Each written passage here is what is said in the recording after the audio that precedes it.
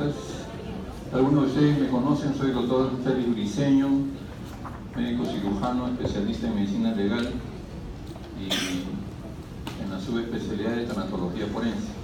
Trabajo en la Morgue Central de Lima, que corresponde a una unidad bastante importante, pilar fundamental del Instituto de Medicina Legal, donde estamos todos los médicos legistas que servimos como peritos oficiales al instituto. El instituto está adscrito al Ministerio Público, la Fiscalía de la Nación, ¿no? Nosotros somos parte de uno de los actores principales del sistema de administración de justicia, que es la parte fiscal, ¿no? Hay dos esencialmente, los fiscales y los jueces o el Poder Judicial. La Fiscalía se dedica fundamentalmente ¿a qué? A investigar un posible hecho delictuoso. Una vez que tiene la convicción de eso mediante una serie de investigaciones, presenta oficialmente la denuncia con fundamento ante el Poder Judicial. El Poder Judicial entonces prosigue con el caso y termina sentenciando o absolviendo a la persona o a las personas involucradas en ese presunto hecho delictuoso, ¿correcto? Entonces nosotros somos el brazo técnico, científico, asesores principales del fiscal cuando comienza a investigar un hecho presuntamente delictuoso o donde se haya posiblemente vulnerado las leyes, las normas.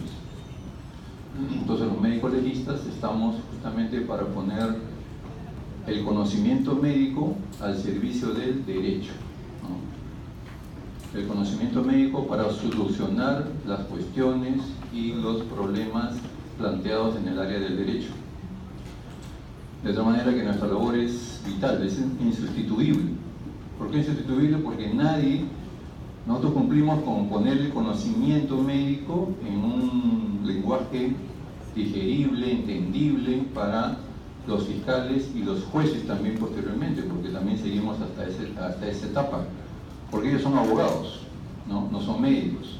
Si bien es cierto, siguen también un curso de medicina forense o medicina legal en algunas universidades, pero no con la profundidad que lo seguimos nosotros los médicos, en que sí estamos obligados a saber, por ejemplo, un procedimiento de necropsia, porque perfectamente ustedes en sus serums pueden estar siendo solicitados por el fiscal o la autoridad que represente a este fiscal en lugares bastante lejanos donde van a hacer sus serums y tienen que realizar una necropsia. En cambio el abogado no, pues no le van a hacer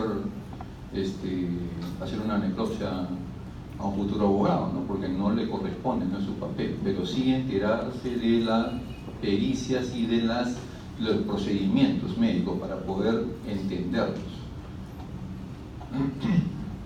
Entonces, por eso es que tanto medicina como derecho llevan asignaturas en muchas universidades que son obligatorias, ¿correcto? Bien, entonces, en la Morgue Central de Lima pues tenemos una gran casuística, ¿no? Tenemos aproximadamente 4.500 necropsias anuales y nuestro ámbito de acción es sumamente grande, todo lo que se denomina el distrito judicial, el distrito fiscal de Lima, ¿no? Toda muerte que ocurre o que ocurra sospechosa de algún delito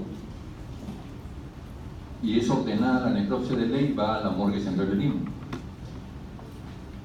¿Qué otra morgue hay cercana? La del Callao. Nada más, las morgues médico-legales, ¿no? En las cuales tiene el inicio de la investigación de la muerte de una persona para comenzar a aclarar. Nosotros somos una parte del todo el engranaje de tipo médico-legal, ¿no? Ponemos a disposición del fiscal los diferentes resultados del estudio del cadáver y las circunstancias en que ha ocurrido si tuviéramos información. De igual manera, los colegas que trabajan en personas vivas, en la parte clínico-forense, ¿no? Lesiones, agresiones sexuales, ¿no? Una serie de vulneraciones hacia las personas que no terminan necesariamente en muerte, tienen que ser investigadas por los colegas que trabajan en la parte clínica. En Lima se hace esa peculiaridad por el gran volumen de población y el gran volumen de trabajo. En cambio, en provincias, el médico legista hace necropsias y también hace reconocimientos en personas vivas. ¿Correcto? Que es donde debería apuntar la integralidad del médico legista, ¿no? Hasta hace algún tiempo, algunos años, nosotros los tanatólogos hacíamos guardias, por ejemplo, nocturnas en la parte clínico-forense. Y hacíamos reconocimientos de presuntos delitos contra la libertad sexual, ¿no? Conocido como violaciones. Hacíamos exámenes médicos legales para revisar o valorar lesiones, ¿no? Cálculo de edad aproximada, ¿correcto? Entonces, eso es importante, pero ya lamentablemente por decisiones de las jefaturas de los niveles superiores se separaron definitivamente esas dos labores, ¿no? Los tanatólogos se dedican solamente al estudio de cadáveres y los clínicos a la parte clínica, esencialmente. Pero en provincias, como digo, es integral la labor. Bien, entonces, la tanatología forense, como sabemos, tánatos, ¿qué significa? Muerte, ¿no? Y logos, el tratado de la... ¿verdad? Las cuestiones de la tecnología no ayudan, un momentito.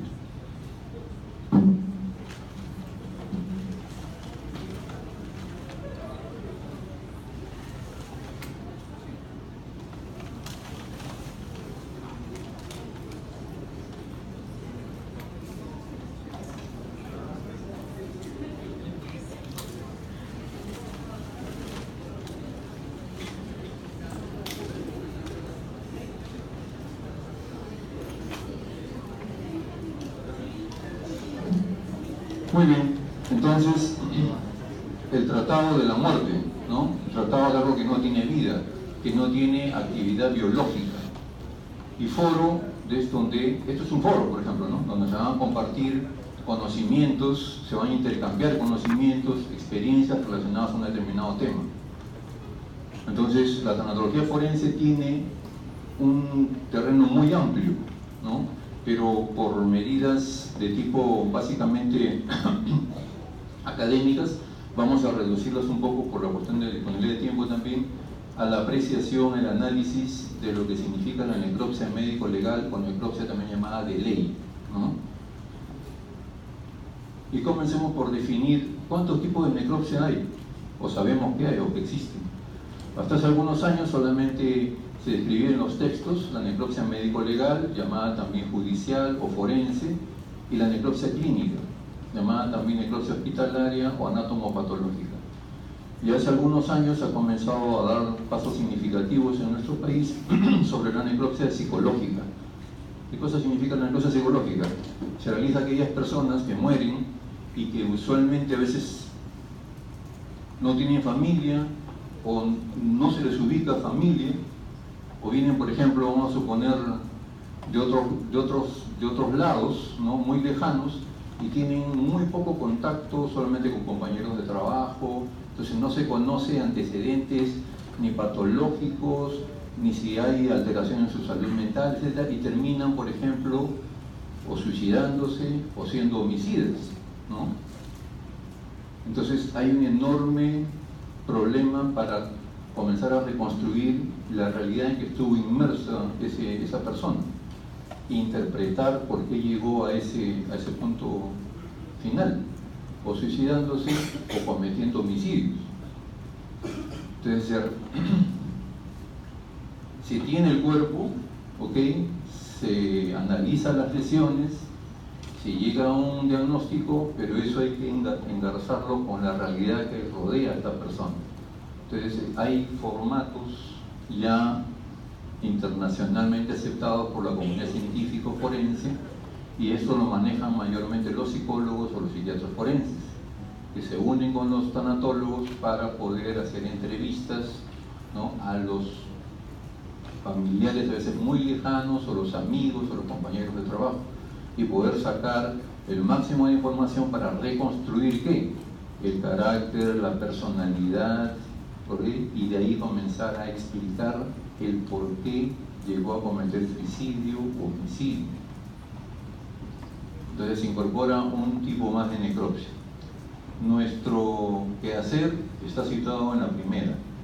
Estas las traemos solamente como referencias, pero vamos a traer en el transcurso también del tema las referencias, sobre todo en la ley de salud, en la Ley General de Salud, se habla sobre la determinación de la necropsia clínica.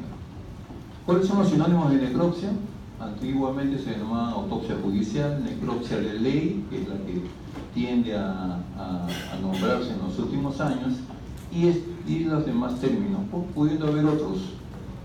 Hubo un tiempo, hace ya poco más de 10 años, que se entró en contradicción, no en contradicción, sino en una polémica, ¿no? Se puede decir autopsia, hay que decir necropsia, ¿cómo es que la autopsia de uno mismo? Entonces se hace el examen, auto significa por uno mismo. Entonces, esto llegó hasta la Real Academia de la Lengua Española y finalmente, como buen árbitro, la Academia definió que eran sinónimos, ¿no? Se puede decir autopsia, hasta ahora muchos textos usan ese término. Significa no que el mismo médico sea la necropsia, porque es algo ilógico, ¿no? Sino que por él mismo, o sea, auto significa que el mismo médico, usando sus propios sentidos, ¿no? Sus propias manos, sus propios conocimientos, ¿no? Su acervo de conocimientos, realiza el examen, observa al muerto, ¿no? Lo estudia. Y necropsia, ya sabemos, ¿no? Necro, algo muerto, algo que no tiene actividad biológica, observar lo muerto, lo que no tiene actividad, observar el cadáver. Por lo tanto, entonces se zanjó esa diferencia que había de qué término se utilizaba, ¿no? Y qué término quedaba en desuso, ¿no? La tendencia es denominar actualmente, utilizar más la palabra necropsia, ¿no? Pero si alguien dice autopsia, está en lo correcto, no tenemos por qué ofendernos. La necropsia en médico legal, entonces, entrando a la definición, es un examen sistemático del cadáver que tiene como objetivo principal determinar de qué se murió la persona. ¿Ok? Es uno de los objetivos principales, pero vamos a ver más adelante que tiene otros objetivos, ¿no? Tiene 4 grandes objetivos. ¿Por quién es ordenada? Ya dijimos, ¿no? Por el fiscal de turno. Las fiscalías tienen una distribución geográfica, ¿no? Y cada vez inclusive se crean más fiscalías, ¿no? Por ejemplo, hasta hace pocos meses, años inclusive, solamente había la fiscalía conocidísima, diversas fiscalías que funcionaban en la avenida Bancay, que era la sede principal del Ministerio Público. Ahora hay fiscalías en San Juan de Lurigancho, se están creando a pedido de los mismos alcaldes, fiscalía, por ejemplo, ya tenemos fiscalías en Miraflores, fiscalías en San Isidro, ¿no? En sitios en que se demanda el reconocimiento pronto de personas agredidas, inclusive los fiscales no tienen que desplazarse de Lima.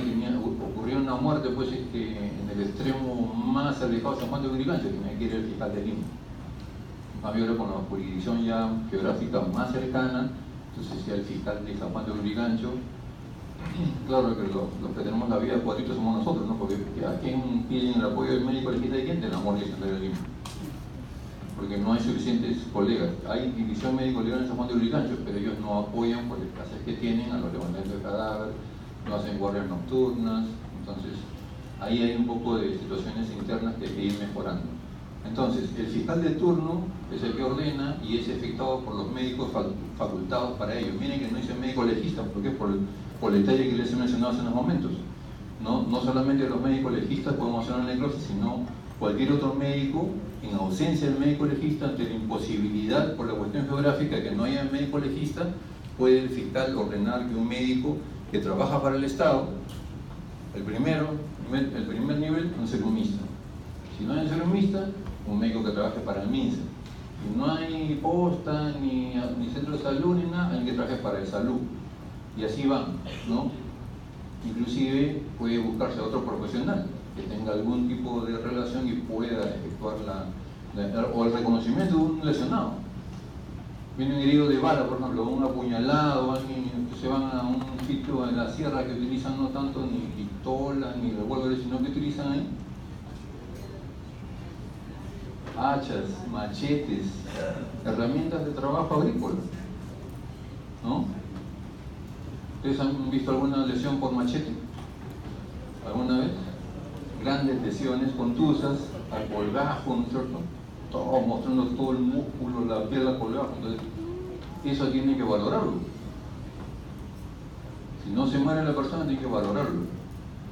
Hay una clase, creo que no, de valoración del daño corporal. ¿Ya la han hecho ya? ¿No? Tienen que evaluar la gravedad de esa lesión, ¿cierto? Y saber, se les va a decir, ¿no?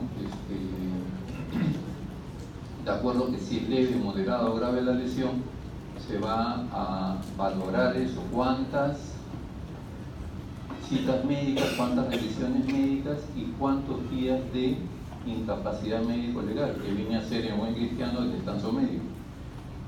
Si pasa de 30 días, el agresor se va ¿a dónde? A Canadá, ¿cierto? Nada.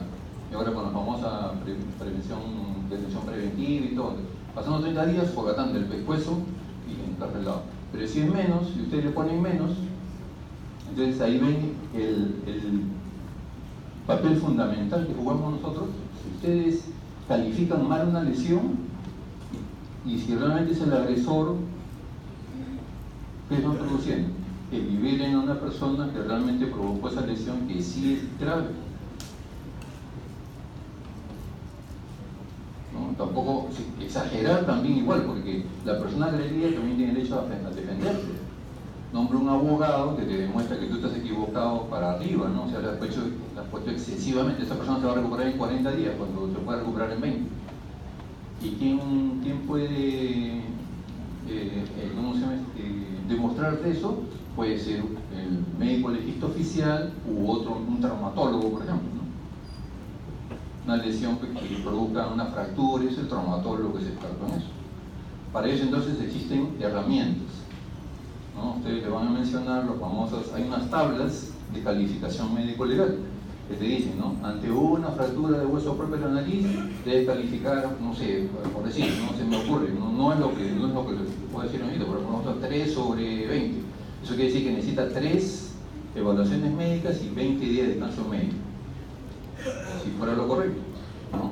Pero en las tablas estos que se denominan baremos, existe la calificación. ¿Y quién se ha puesto de acuerdo con eso? Los traumatólogos, los radiólogos, los clínicos, y se ha sacado un consenso y se utiliza, ¿no? Entonces, eso es, ustedes van a recomendar para que eso se lleven a su CERUL, si siempre lo tengan, porque ahí eso van a tener un apoyo importante, ¿no? Para calificar, porque ese resultado le van a alcanzar al fiscal, a través inicialmente del policía, que es el que usualmente pide directamente. Bien, pero no nos separemos de nuestro tema. Entonces, es ordenada por el fiscal de turno, ¿correcto?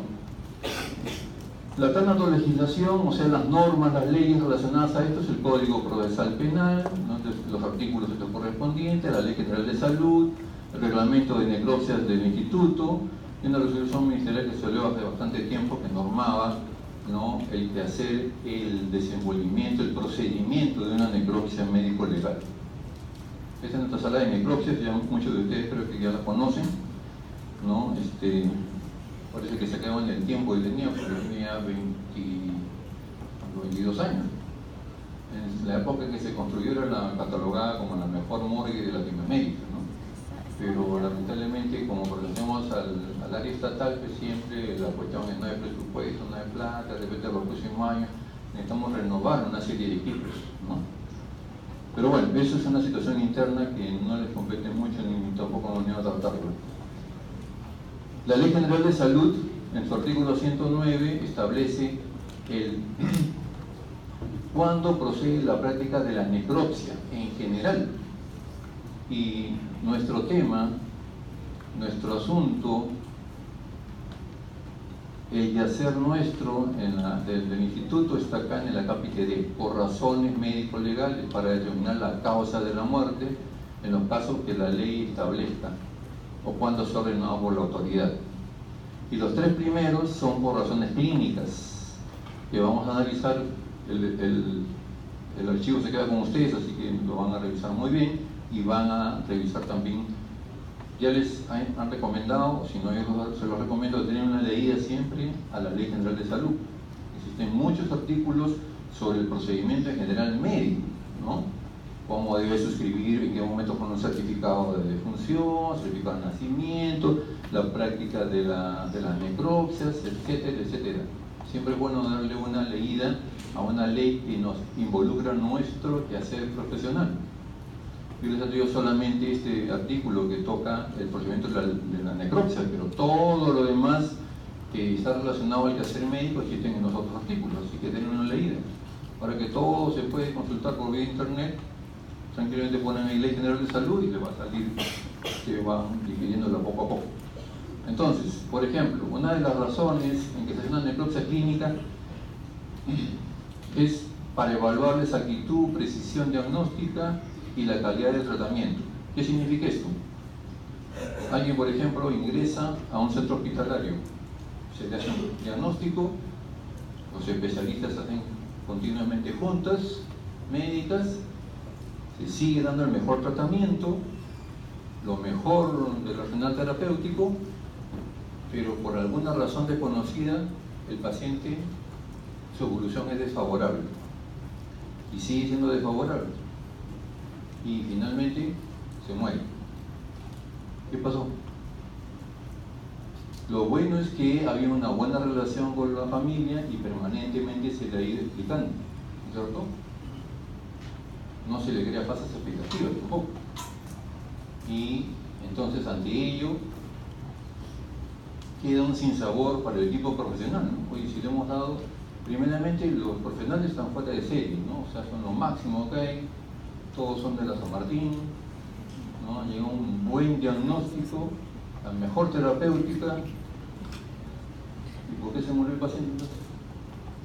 Se han hecho todos los exámenes de laboratorio. ¿Y qué pasó? Entonces, los principales que quieren saber eso, ¿quiénes son? El equipo médico, ¿no es cierto? No sé, de repente por ahí pues hay una cepa mutante de ese virus, de esa bacteria, y ya no le hacen ni cosquillas del mejor antibiótico inventado hasta la actualidad. Y eso se puede demostrar estudiando inclusive la ultraestructura, ¿no es cierto? Y para eso hay que ir a dónde? A estudiar órgano por órgano, tejido por tejido, estructura por estructura, dependiendo del diagnóstico, ¿no es cierto? Y para ello tiene que practicarse la necropsia. Aquí no hay ninguna situación de denuncia, nadie denunció a nadie, no hay ningún delito, la familia no ha denunciado a los médicos tampoco están peleados con la familia. O sea, el interés básicamente es técnico-científico. Para saber de qué, porque qué feo, ¿no? Una casuística en tu hospital, en tu centro de salud, que se te muera la persona sin ningún diagnóstico. Tiene un diagnóstico, pero no está sostenido, pues, ¿no? Entonces, eso no tiene que tratar de irlo mejorando. Entonces, en ese caso se tiene que pedir permiso, autorización a la familia. Si la familia se niega, ahí entra a tallar muy sencilla cuestiones religiosas, porque si son ya, no sé, testigos de Jehová, mormones, el cuerpo es intocable. Se acabó. Ustedes tienen un diagnóstico y sobre eso tienen que extender el certificado, hacer todos los movimientos posteriores. Y quedará en la eterna pregunta, ¿de qué se murió? ¿Qué pasó? Entonces, si había una buena comunicación, se le convence probablemente a la familia y se realiza la necropsia en el hospital. ¿Por quiénes? Por los patólogos. Y ahí también igual entra a tallar lo mejor de conocimiento posible. Pruebas inmunistoquímicas, lo puedes verificar o mandar pues a laboratorios extranjeros, ¿no? Con los cuales pueda tener convenio ese centro de salud, ese hospital, qué sé yo, para que te ayuden a saber realmente qué fue lo que pasó. Si es así, entonces se tiene una mejor precisión. Por eso es que se dice, ¿no? ¿Para qué se hace esto? No por simples chismosos, ¿no? Sino para evaluar la exactitud, precisión diagnóstica y calidad de tratamiento de los pacientes. Aquí existe una segunda razón, con fines de cremación, eso ya existe hace varios años. Ningún cadáver se crema si no tiene una necropsia clínica. En todos estos casos, ¿de dónde partimos? Que ya hay un diagnóstico, ¿no? Bueno, malo, cercano, lejano, pero hay un diagnóstico aceptado por todos. Entonces, ahí es que hay que incidir, ¿no? ¿Y por qué ya antes, hace 15, 20 años, la abuelita se moría, pues la familia decidía, hoy había dejado su última voluntad que me cremen, ¿no?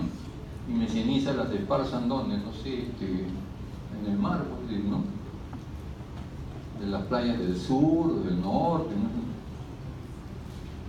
La familia decidía, ¿no? La abuela hay que cremarla y conservamos un mes cada uno sus cenizas, ¿no? Sin decisión ya propia de la familia.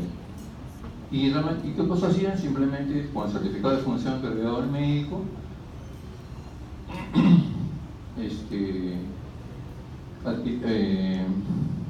pagaban un servicio crematorio y listo, se acabó. Pagaban todos los derechos, todo normal, pero ahora, ¿qué ocurrió? Se abusó de esto y se descubrieron una serie de situaciones delictuosas, ¿no? En las cuales eran encubiertos delitos, ¿no? Se había puesto que alguien había fallecido de neumonía y al final de cuentas por ahí pues no hay crimen perfecto, ¿no? Por ahí un familiar queda descontento, comienza a contratar a un abogado, no denuncia, no se muerto de neumonía el abuelito. Alguien me chancó la cabeza porque está interesado en la repartición de la herencia.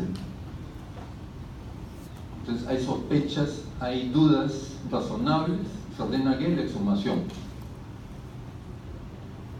Se ordena la exhumación y se encuentra que tiene un traumatismo cráneoencefálico. Bueno, craneano, porque ya pasó varios meses y ya no se puede demostrar la lesión en el cerebro porque ya está licuefactado, pero sí fracturas en el cráneo. Y eso no tiene nada que ver con una neumonía, ¿no es cierto? Entonces, ¿qué ocurría? Ante ese tipo de situaciones, si se cremaba, por ejemplo, ya que vamos a investigar, ¿cómo se iba a demostrar la fractura? En la ceniza ya no puede demostrar nada. Entonces, para prevenir eso, salieron normas y leyes con respecto a esto, ¿no? Nadie se crema, ningún cadáver se crema si es que no es basada ese tipo de cremación y se adquieren servicios. Hay agrupaciones de médicos patólogos, ¿no? Algunas agrupaciones de médicos forenses inclusive, que brindan esos servicios en la necropsia clínica. Se ponen en contacto con familiares y se realiza una necropsia ya no completa como la necropsia de ley, sino dirigida, ¿no? Porque hay un diagnóstico previo. Entonces, si eso se corrobora, perfecto, ¿no? Recién ahí ya procede con ese certificado de necropsia, con el protocolo de necropsia clínica, procede la adquisición de los servicios de cremación y todos los servicios posteriores, ¿no? Y el tercer motivo, por razones sanitarias, para establecer la causa de la muerte con el propósito de proteger la salud de terceros. ¿Qué se les ocurre por eso? ¿Por qué sería esa? Claro, ¿no? Enfermedades de tipo epidémicas, pandémicas, ¿no? Las famosas estas epidemias H1N1, ¿no? La gripe aviar, etcétera, etcétera, ¿no? Que llegaban personas inclusive fallecidas o se tenían sospechas. ¿Qué se hacía? Tenía que hacerse la necropsia clínica. Ahí no había ningún delito, ¿no? Simplemente era situación de tipo epidemiológica, ¿no? Que se había abierto todo un control epidemiológico sobre eso y ocurría la muerte, no se había logrado investigar bien a esa persona, fallece, hay que corroborarlo. ¿Mediante qué? La necropsia clínica. Ahí sí el estudio es completo también. Pero de igual manera, en estas tres, la familia tiene la responsabilidad de dar la autorización. Si la familia no quiere, como le digo, no procede nada. En cambio, en la necropsia médico-legal, el único que dispone y nadie puede oponerse es el fiscal. Así la familia no quiera, que no sé qué, bueno, la ley lo norma, ¿no? Una vez que toma conocimiento del caso, el fiscal analiza y dispone que se haga la necropsia, se hace. ¿Correcto? Bien. El artículo 196 del Código Procesal Penal menciona, ¿no? El Código Procesal Penal antiguo, ahora ha variado un poco, pero agregándole algunas cosas ya producto de la modernidad y del avance técnico-científico. El artículo 196 dice: la necropsia se practicará en caso de criminalidad. No será exigible la necropsia en caso de accidente en un medio de transporte o desastres naturales. Esta es extraída de una ley del año 1996, hace 20 y tantos años. Esto, por ejemplo, en Lima nunca se ha aplicado. Esto se ha aplicado mayormente en provincias, donde lamentablemente en épocas felizmente no tan recientes se desbarrancaban pues ómnibus y morían 20, 30, 40, ¿no? Entonces decía, pero si ya se puede, al menos si alguien va a un entendido, que es un médico, el fiscal, y se comprueba que hay traumatismos relacionados a la causa, que ha sido el accidente de tránsito, ¿para qué vamos a sobrecargar? A veces eso ocurría en sitios donde no había morgues, tenía que trasladarse los cadáveres un día, 2 días, era todo un caos. Entonces se autorizó para esto, ¿no? Que no se exigiera la necropsia, pero se pone un artículo donde dice: se constituirá el médico legista, el fiscal y la policía que investigar al lugar de los hechos y corroborará la causa-efecto. O sea que realmente si se desbarrancó y ha presentado pues una serie de traumatismos, eso se comprueba y ahí se extiende el certificado de defunción. O sea, todo un trámite de tipo legal ordenado a ley, ¿correcto? Pero y se evita todas las situaciones pues engorrosas para los familiares, pero sí se le practica la necropsia, dice otro artículo, al conductor del medio de transporte, porque el conductor del medio de transporte usualmente en muchas oportunidades tiene la responsabilidad, ¿no? Ha manejado por encima de la velocidad máxima autorizada para el lugar, o las compañías muchas veces informales no contratan la cantidad de conductores para darle el tiempo de que ellos puedan descansar adecuadamente. Entonces están bajo el efecto del cansancio propio, ¿no? De manejar horas y horas y horas, y eso hace que pierdan el control del vehículo y una serie de situaciones, ¿no? Que hacen muchas veces al conductor responsable. Entonces al conductor sí se le hace, y al que el médico, de acuerdo a la evaluación de los fallecidos, se requiere, ¿no? Hay algo medio sospechoso, no me convence que esto sea relacionado al accidente, entonces se recomienda al fiscal que se haga la necropsia, pase la necropsia de todas maneras, médico legal, necropsia de ley, ¿correcto?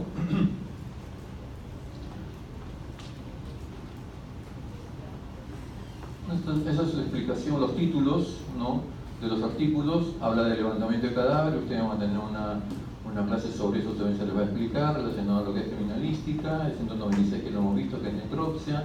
Después hay otros temas ya relacionados también al estudio tanatológico. Lo que comentábamos hace unos momentos, el objetivo principal es saber de qué se murió la persona, pero hay 3 grandes objetivos más. Determinar el tiempo aproximado de muerte. ¿Cómo lo hemos calculado con los alumnos que han concurrido de la morgue? ¿De dónde sale la muerte, el tiempo aproximado de muerte?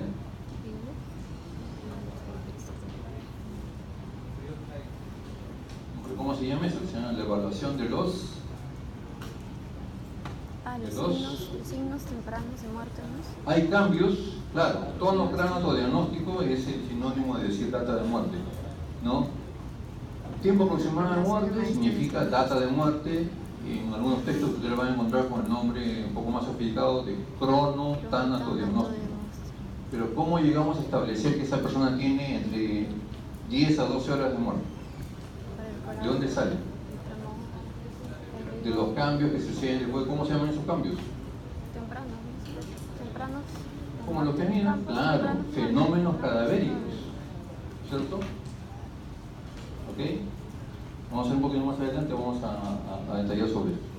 Bien, el tercer gran objetivo: ayudar a precisar la manera de la muerte, si es que es posible, ¿no? Pues dice ayudar. Las maneras o modos de muerte son manera o modo violenta o natural. Si se enfermó pues de algo, se complicó la enfermedad, se muere.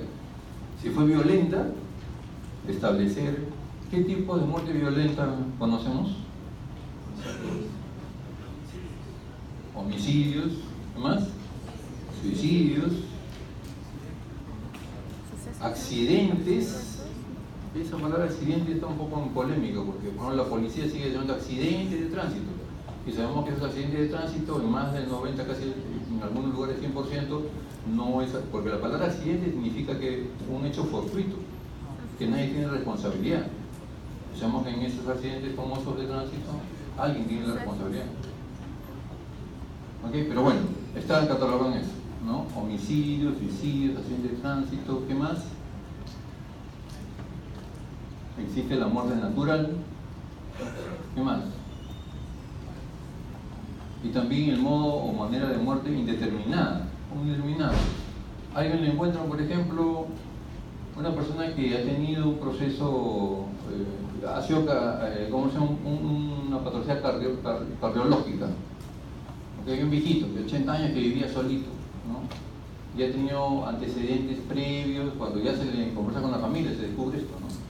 Ha tenido antecedentes de infarto, ha tenido arteriosclerosis, pero como vive solito lo encuentran después de 10 días de fallecido.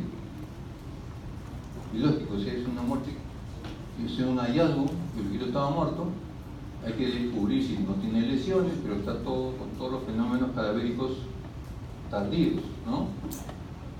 Cambio de color, la parte cromática, toda la cara de negro, todo negruzco, con 10 días, si fuera esta época de verano ya estaría con gusanos por todos lados. Y internamente, ¿cómo están? Todos los tejidos licuefactados. Entonces, ese infarto antiguo, ni el reciente, ni ninguna patología se va a descubrir, así traigamos pues al mejor anatomopatólogo del mundo, ¿no? Porque todo está lisado, todo está en lisis. Entonces eso queda catalogado como una muerte indeterminada. Lógico, tiene que descartarse las acciones violentas, o sea, se pasa por un proceso de rayos X, ¿no? Para descartar las fracturas, ¿no? Etcétera, etcétera. Entonces, descartando todo eso, nos quedamos con la violación de que eso corresponde a una muerte indeterminada. Pero eso a veces es un poco difícil decirlo en la misma necropsia. ¿Por qué? Porque no tenemos mucha información. Entonces, por eso hay que tener mucho cuidado para preguntarse sobre eso. Uno quiere a veces en situaciones, en casos mediáticos, ¿pero qué? ¿Se suicidó? Por ejemplo, este caso que ha sucedido el día de ayer con la actriz, por ejemplo, ¿no? ¿Se suicidó? ¿No? ¿O alguien la aventó? No sabemos, pues. ¿De dónde va a salir eso? Esa respuesta final. De la investigación del caso, la investigación criminalística. Tiene que ir los peritos de escena a ver, estudiar el departamento, qué ocurrió, quién estuvo con ella, si ella estuvo bebiendo, estuvo tomando algo, si era pues ¿cómo se llama? Dependiente de algún medicamento, un montón de cosas. O sea, uno no puede soltar una respuesta así de buenas a primeras. El diagnóstico de traumatismos múltiples. Caída del sexto piso, no te va a quedar ni un hueso bueno, ¿no? Y laceraciones múltiples del piso. Eso es lo que arroja la necropsia. O sea, pero ¿y cuál es el modo, manera de muerte? Se suicidó, estaba deprimida, todo. Eso tienes que demostrarlo con una investigación. Puedes lanzar muchas hipótesis, muchas probabilidades. Alguien la empujó, también tienes que demostrarlo. Entonces, en las situaciones de tipo legal uno tiene que ser muy cauto en el uso del lenguaje, ¿no? Ni tampoco decir, a mí me parece que podría corresponder a un suicidio. No, nada que me parece, que sean los ojos clínicos, no. Tienes que tener hechos objetivos, ¿no? En los cuales te puedas afianzarte y decir plenamente si esto puede ser, ¿no? Catalogado como un suicidio o como un homicidio, ¿no? Mientras no se puede. Ayer yo estuve de guardia en la noche, realizo una necropsia a un individuo que fue encontrado en un hostal, ¿no? 64 años. Y en el hostal hacen el levantamiento de cadáver, en el hostal llegan y encuentran en la mesa de noche 4 blisters, 3 vacíos más medio del cuarto vacío de diazepam, de 10 miligramos. Va a la necropsia, yo no encuentro el diazepam, pues ahí que me diga, mira, acá estoy, me llamo diazepam. ¿Qué voy a encontrar en el estómago?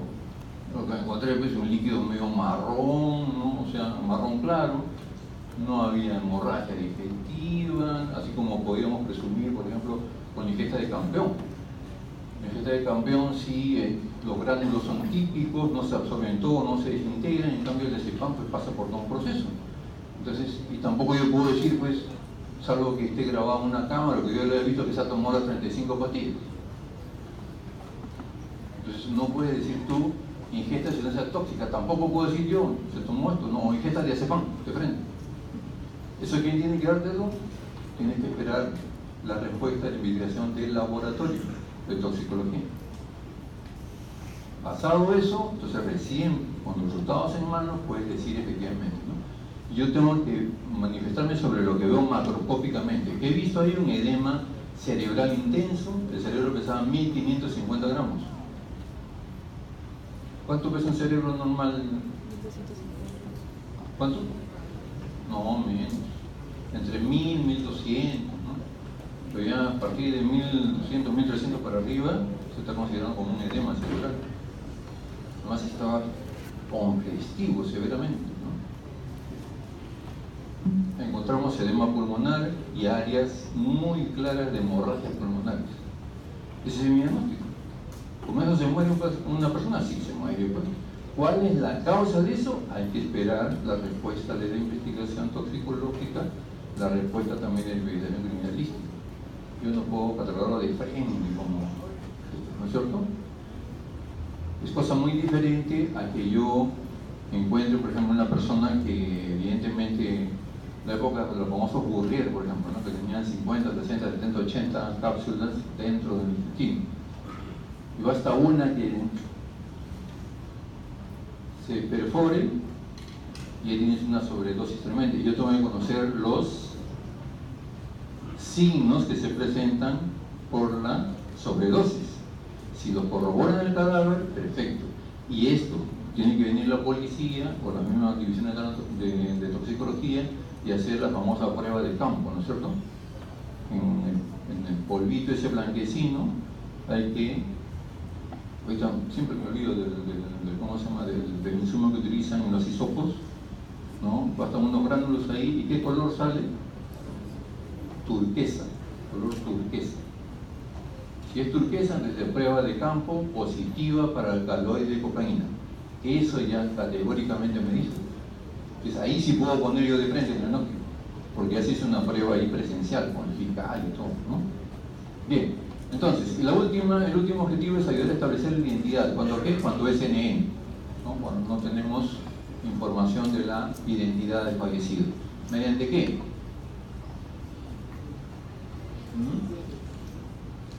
¿Aquí qué utilizamos?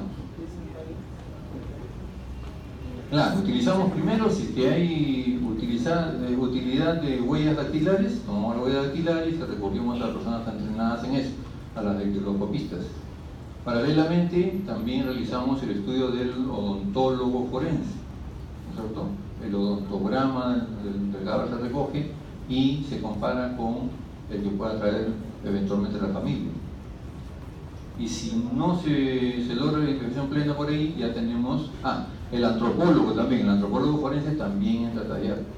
Y finalmente, si no se puede concluir por esos medios, la famosa prueba de ADN, ¿cierto? Entonces, para todo eso contribuye también el inicio y proceso de la necropsia del dedo. Tiene que ser completa, metódica, ilustrativa. Esto es completamente obvio. Aquí esto van ustedes a leerlo con tranquilidad, muestra diferencias entre necropsia médico-legal, que está en la columna de la izquierda, con la necropsia clínica, que está en la columna de la derecha. Comenzando por el primer punto nomás. Esta requiere de orden fiscal.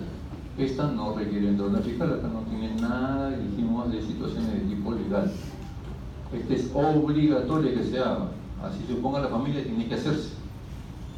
Acá no es obligatorio. Si la familia se niega, los médicos tienen que concluir con el diagnóstico que tenían, extender el certificado y proceder con todos los requerimientos posteriores.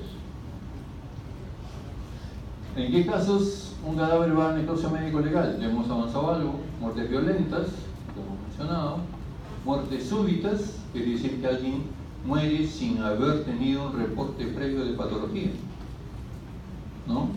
Súbitamente, bruscamente, alguien estaba jugando un partido de polvito, de fútbol, de vóley, pierde conocimiento, se acercan a examinarlo, ven que está en paro cardiorrespiratorio, proceden como debe procederse, se constata fallecimiento. Entonces se presentan inclusive en personas aparentemente saludables, ¿no? Sobre todo los chicos conocerán casos de futbolistas, ¿no?, que se han muerto en el campo de juego, tanto nacionales como extranjeros.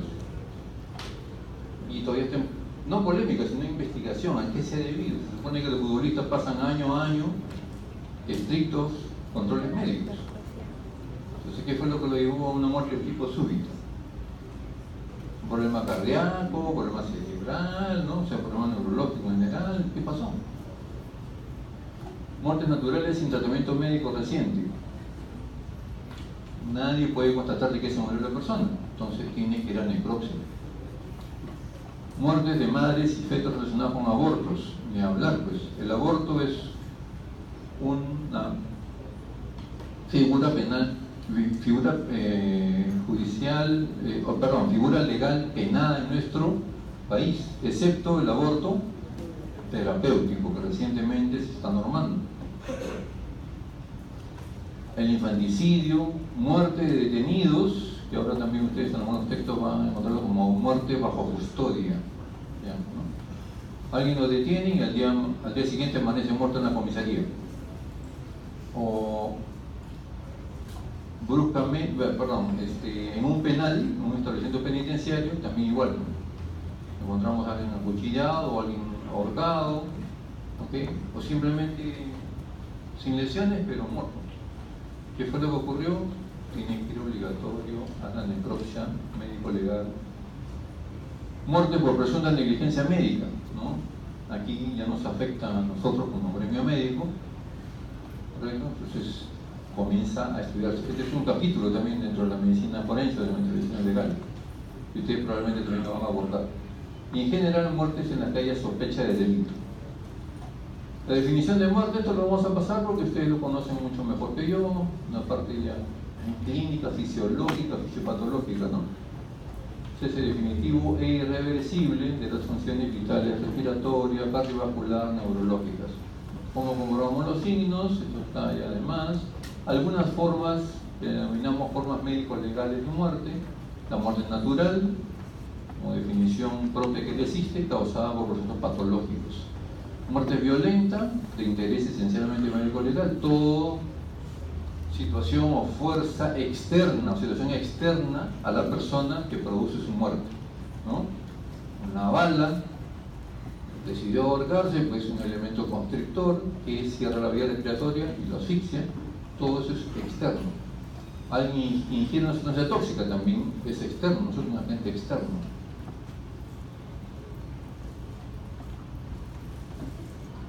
Muertes sospechosas o dudosas, las muertes súbitas, que eran un poco definidas. Tiempo de la necropsia. Antes solamente se refería al examen por fuera, el examen externo y el examen interno, pero ahora ya se cuenta con este detalle. Siempre debemos acoplar el máximo de información, porque la información hace que nuestras pericias, nuestros exámenes, en general todo lo que hagamos con información sale mucho mejor, ¿cierto? Es más preciso, mucho más eficiente, más eficaz, ¿no?, lo que hagamos con información. El que maneja información tiene poder, ¿cierto? Esa información puede guardarla, puede soltarla de a poquitos. Si no, por ejemplo, lo que recientemente hemos pasado en la historia política, los CNM audios, hasta ahorita existen cientos que van siendo soltados de acuerdo a las circunstancias que le conviene a ese grupo que maneja eso. Entonces, ¿qué está demostrando ahí? Poder de tipo político. ¿Qué ha pasado con los audios que han liberado? Es una bomba, ¿no? Una parte sobre todo de tipo jurídica, ¿no? Se han traído abajo a todo el Consejo Nacional de Magistratura, corruptos, ¿correcto? Después, ¿a quiénes más se están involucrando? ¿Cómo se llama esto? a representantes de las Cortes Superiores, del Callao, están presos, ¿no es cierto? Tenemos al hermanito Nostroza que está en España. ¿Eso qué significa? Ejercer poder. ¿Con qué? Con la información que tienes tú. ¿Qué información es relevante e importante en esta necropsia? Lo que encontramos en el lugar donde se halla el cadáver. Eso se denomina levantamiento de cadáver. Si la doctora que fue a hacer el levantamiento ayer no me hubiera informado que hubiera encontrado esos blisters vacíos de diazepam, yo no hubiera podido llamar al químico especialista en toxicología de guardia para decirle, mira, te voy a mandar, mira bien lo que dice aquí, te voy a mandar el contenido del estómago adicionalmente solito en un solo frasco para que investigues y busques. Eso se llama como una búsqueda dirigida. Si yo no tuviera ningún tipo de información, ¿qué le digo? Simplemente hazme un examen genérico de las 10, 12, 15 sustancias que usualmente, estadísticamente, están registradas en morgue, las sustancias tóxicas y punto. Pero tenemos información. ¿No es cierto? Hay que corroborarlo o no, pero ya tenemos una buena información que nos orienta. Entonces manejamos información y eso nos da mayor precisión y por eso se considera que el primer momento de la necropsia es el adecuado levantamiento de cadáver. Lo que encontremos en la escena donde hallamos el cadáver. En segundo lugar ya viene el examen externo, todo lo que significa prendas, objetos, superficie corporal, donde tengo que definir lesiones probablemente. Y finalmente el tercer y último momento de la necropsia es el examen interno, apertura de cavidades. ¿Cuántas cavidades obligatorias tienen que abrirse? Tres. ¿Qué cavidades? Craneana, torácica y abdominal. Torácica y Abdominal. abdominal. Jalados. Ah, ¿no? Craneana, perfecto. Torácica, bien. Peritoneal. Abdominopélvica, muy bien. Abdominopélvica. 20. ¿Cómo te llamas? Marco es el único que se salvó del argumento. La cavidad se llama abdominopélvica porque no hay ningún límite entre el abdomen y el pélvico, ¿sí? Entre el tórax y el abdomen, ¿cuál es el límite? El diafragma, pues. Por eso está claramente definida que es una cavidad. Pero entre abdomen y pelvis no hay. Entonces pues se llama cavidad abdominopélvica. Y la cuarta cavidad, que es opcional, ¿cómo se llama? Puedo abrirla como no puedo abrirla. Depende de lo que quiera encontrar yo o esté ya demostrado que hay, que esté alojado en esa cavidad. ¿Cómo se llama? ¿La peritoneal?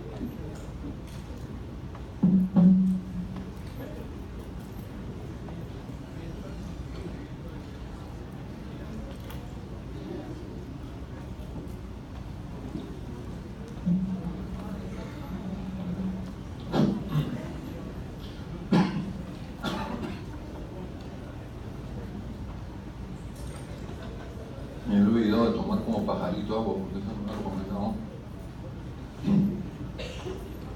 Un colega otorrinolaringólogo, porque los que hacemos docencia y estamos varias horas y varios días, tenemos expuestas nuestras cuerdas vocales a eso, ¿no? En una disfonía ya casi crónica. Como siempre, pues, pensando en lo malo, ¿no? Cáncer de larín, tumor por aquí, por allá, en el programa nace la laringoscopia, gracias a Dios no, sino tengo una cuerda vocal que está contracturada con los músculos que la manejan. Por eso el problema que tengo, me da una serie de indicaciones y dentro de ellas, cada cierto tiempo, tomar líquido ligeramente azucarado y no hacer mucho esfuerzo, por eso tenemos que utilizar esto de esta manera. La cavidad raquídea, ¿cierto? La cavidad que es formada por la superposición de las vértebras. La persona puede recibir un balazo y justo a la bala, el proyectil arma de fuego, se aloja, lacera la médula y se aloja en la cavidad raquídea. No puede terminar la necropsia médico-legal si no rescato yo esa bala. ¿Por qué? En la parte clínica lo importante es salvar al paciente, ¿no es cierto? Reparar la vértebra, todo, pero si las balas no poseen un mayor daño, se queda ahí. Pero en la parte forense sí, porque yo tengo que demostrar de dónde salió esa bala. Si se encuentra el arma agresora, tengo que hacer lo que se denomina homologación respecto a eso, ¿no? Si realmente salió disparada de esa arma de fuego o no. Para eso tengo que rescatar el proyectil dentro de la... Si no pasa nada con la cavidad raquídea, no se apertura, no se abre. Bien. Levantamiento del cadáver, también que ustedes van a tener un punto importante, pero aquí les traemos un pequeño resumen. Es la diligencia encaminada, la búsqueda ordenada, minuciosa de todos los rastros, señales y elementos que existen en torno al cadáver en el lugar que éste se encuentra. Acá hay una serie de denominaciones en la escena primaria, escena secundaria, escena aledaña, próxima, etcétera, etcétera, toda una clasificación. ¿Ok? Es lógico que uno desee encontrar el cadáver donde realmente murió, donde realmente lo agredieron, pero como sabemos no ocurre siempre eso, ¿no es cierto? ¿Qué pasa? Alguien lo mata y después lo descuartizan y comienzan. Ahora último lo descuartizan y ya están variando las tendencias homicidas, ¿no? Lo descuartizan, pero lo encuentran todos juntitos, todos los pedazos. Pero recordemos famosos crímenes. Hace pocos años nomás, el famoso crimen del periodista Yactay. ¿Qué ocurrió? Hay partes que nunca se han encontrado. ¿Por qué? Lo seccionaron y comenzaron a repartir por todo Lima, ¿cierto? Y el torso, el tronco, que es lo que por dónde se encontró, por Guaral, ¿no? O camino a Guaral, en esta zona de Andahuasi, que son grandes sembríos de caña de azúcar, en el norte chico, y habían pretendido quemarlo, ¿cierto? Pero no lo quemaron, estructuras óseas fuertes, no es tan fácil. Y finalmente de ahí se sacó muestra de hueso, todo se hizo el ADN y se demostró que era él. Pero creo que no se llegó a encontrar cráneo, por ejemplo, mucho menos manos, nada para identificarlo, ¿no? Pero siempre, un principio de criminalística dice, no hay crimen perfecto, sino... Así es, correcto. Entonces digo criminalística. Perfecto, está muy bien. O sea, así da gusto mantener un diálogo y una exposición. No hay crimen perfecto, sino mal investigado. Algo ha ocurrido en la cadena de investigación, algo hemos obviado, no le hemos prestado atención, no hemos planteado bien, porque hay que plantear inicialmente una hipótesis para sobre eso discurrir. Entonces, si no investigamos bien, se nos pasan cosas. Algo ha ocurrido, ¿cierto? Hasta en los mejores crímenes siempre hay una falla. Los famosos criminales en serio, por ejemplo, a veces tienen, dentro de su desorden hay un orden, pero para eso hay que estar un paso más adelante que ellos. Entonces, pero muchas veces no encontramos esa información. Por ejemplo, alguien lo balea en un parque por acá, saliendo, y sobrevive. Lo llevan al hospital más cercano, ¿cuál es acá? O clínica, bueno, una clínica. ¿Cuál es la clínica o hospital más cercano? Ya, Fiori, vamos a hablar. Ya. Pero su lesión es, pero la agresión fue en un parque, ¿no es cierto? Ahí se desangró, ahí probablemente haya los proyectiles, de repente hasta el arma agresora, porque el agresor se disparó tanto que tiró el arma por ahí. Pero él no muere ahí, sino muere en la clínica, porque sus lesiones le alcanzaron un tiempo de sobrevida, lo atienden, hacen todo lo posible, hasta lo imposible por salvarlo, pero lamentablemente después de pocas horas fallece. La escena donde encontramos el cadáver es el hospital o la clínica, pero ahí no tenemos nada de información. Eso se llama una escena secundaria. Entonces, donde realmente tenemos que mirar, claro, los policías, que son los que investigan esto, es en escena primaria. Ahí es la información más rica y voluminosa. Bien, ¿quién interviene? Ya sabemos, el fiscal, el médico. Este es un típico levantamiento de cadáver. Acá está el fiscal, acá está el médico legista, el cadáver, hay un técnico, y bueno, y todos los curiosos, ¿no? Está el mejor amigo del hombre que participa también. Por eso, ¿qué es lo que aprendemos ahí? Lo que debe hacerse y lo que no debe hacerse. ¿Qué debería haber acá? Una delimitación de escena, ¿no es cierto? El policía mirando a cualquier lado, y antes de que ocurra esto ha debido establecerse la famosa cinta amarilla. Ellos saben cuál es el metraje correspondiente alrededor, ¿no es cierto? Acá hasta los perros quieren acercarse. Acá este pata quiere sacarle la billetera al médico, no sé, a un paso detrás del médico. ¿Qué hace ese? Puro chismoso. Entonces ahí el fiscal como autoridad tiene que llegar y comenzar a darse cuenta. Y para eso tiene que tener conocimiento, pues. Llamar a ver, ¿quién es el policía responsable? Señores, inmediatamente me acordonan la zona, si no, no comienzo en absoluto la diligencia. Pero policía como brazo investigatorio de ellos tienen que obedecer, porque el fiscal es el que coordina todo eso. Nosotros también nos ponemos a disposición de él. Él es el director de orquesta, pero muchos se lo desconocen. Bien, pasos preliminares: se tienen que fotografiar, recoleccionar indicios, examen de la vestimenta, tomar de radiografías previas, por supuesto, ¿no?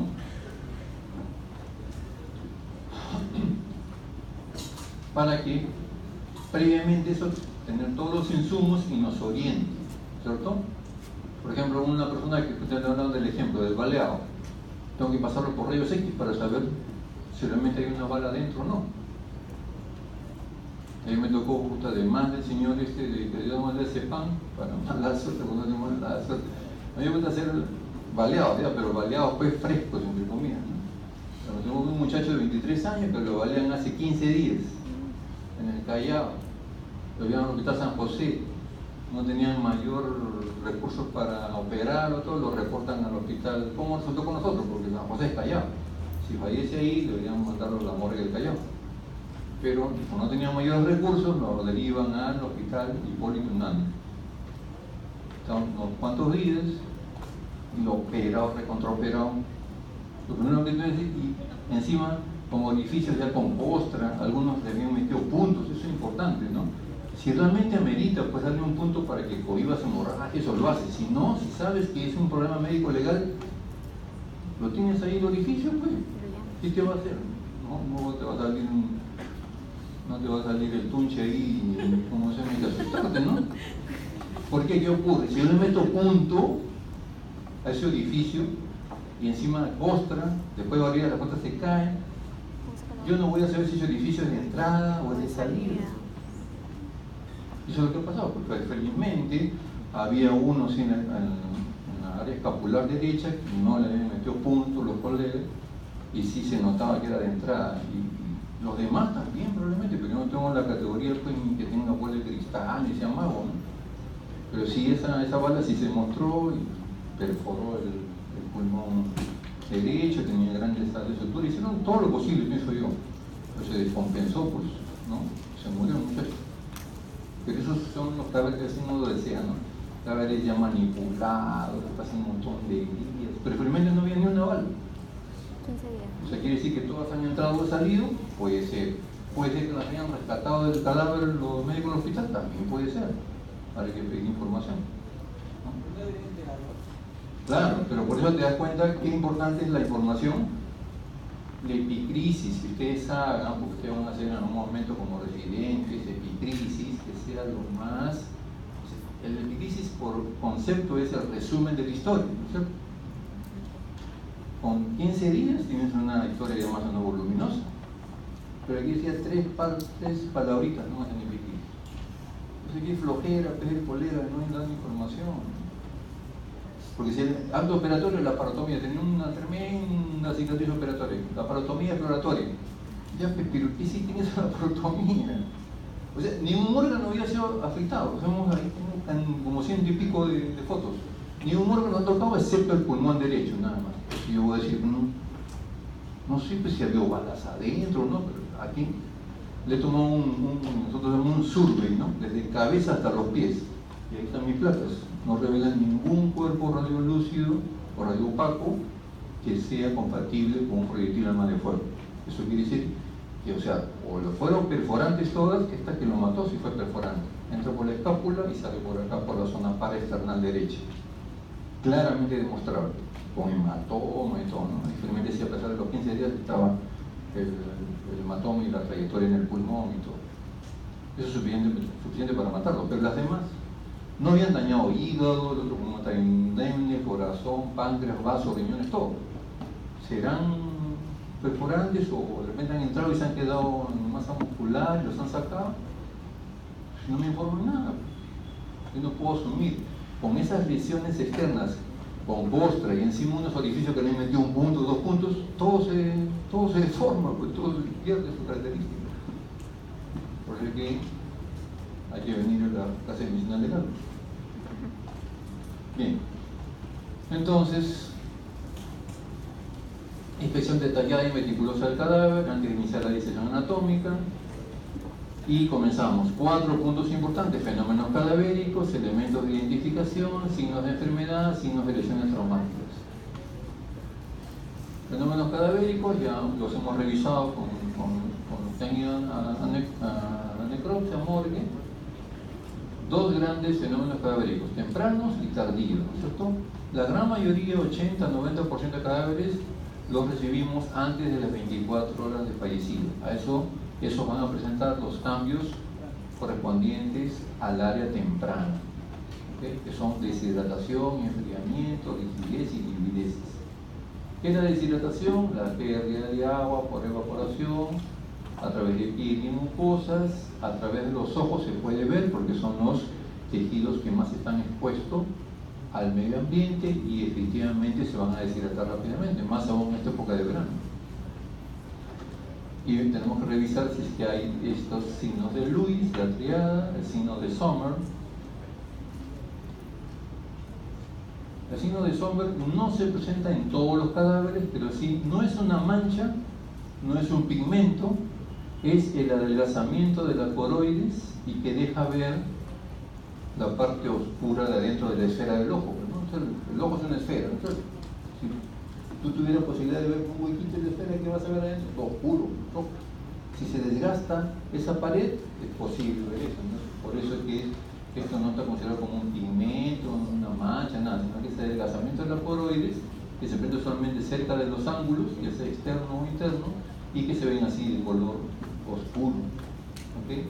No en todos los cadáveres se presentan, probablemente los alumnos que han ido, algunos pueden haber visto, otros no.